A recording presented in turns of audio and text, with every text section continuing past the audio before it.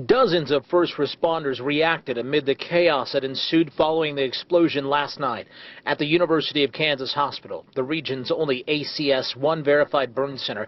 Doctors treat patients with extreme burns. Dr. Richard Korntaser is a plastic surgeon. He says that the patients brought in last night had extreme burns, 25 to 30% of the body surface area. The burns they will work to fix now, but the long-term wounds are what he and his staff will have to look out for.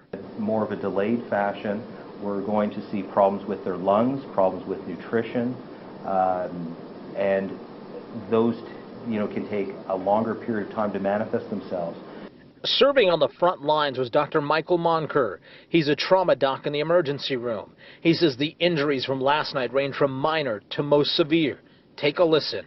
You would either suffer either from on a small range a concussion, but that can be significant injury, and we've seen with our wartime experience that has caused a significant amount of traumatic brain injury, even when you don't see any problems with on the images of the CAT scans or the MRIs. Greg Delort is the chaplain that greeted so many patients and their families.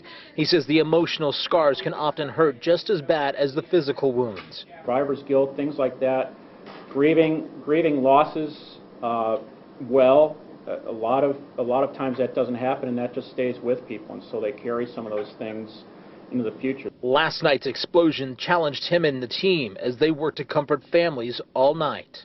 The scope of it, maybe we handle these kind of acute cases, single incident cases. Every time there's a trauma, we're here.